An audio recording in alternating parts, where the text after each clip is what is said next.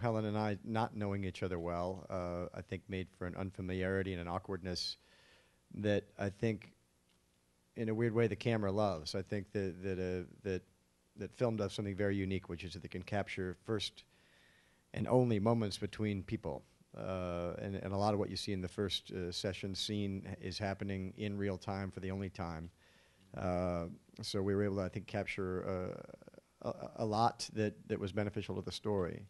I think every love scene is unwieldy and awkward and unintentionally funny often, and then edited into something more along the lines of the perfect fantasy. And for us, we weren't interested in that. I think we embraced the awkward, is what we did. You know, I've done movies where there's weeks and weeks of rehearsal. I've done movies where you walk in the first day and you're shooting, and so as long as I feel like I've done my work, whether it's with the other actor or on my own, I'm willing to do anything.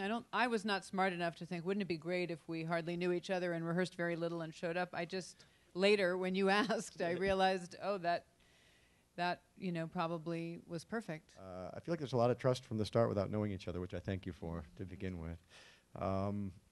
But as we got to know each other, we shot the subsequent intimate scenes, and our characters were getting to know each other and gaining familiarity and comfort too. So I think it really worked well. I will say, at the wrap party, when first of all he showed up like this, and I was like, whoa, no, sexy with the hair, and I was like, I am not at all prepared for that.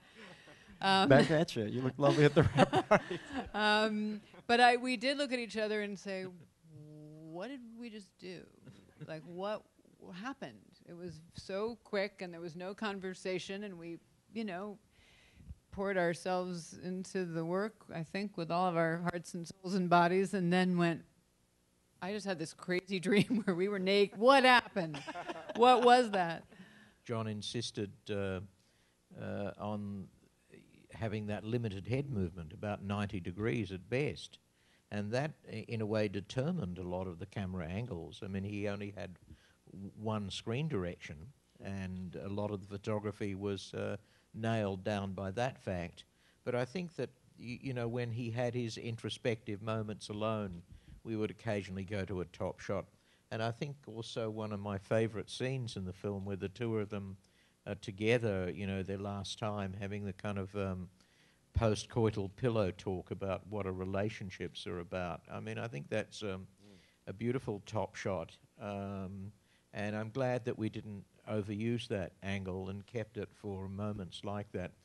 Didn't have to invent a lot with Mark's autobiography, his poetry, his journalism, Jessica Yu's amazing movie. And I also liked the idea of trying to embody Mark O'Brien in the best way that I could. I wanted people who knew him to recognize as much of their friend or relative in what I'd done as possible. The documentary was certainly very engaging, and it was a wonderful opportunity to see, and hear Mark and have a sense of, this was a real person that we were talking about, not just, a figment of someone's imagination.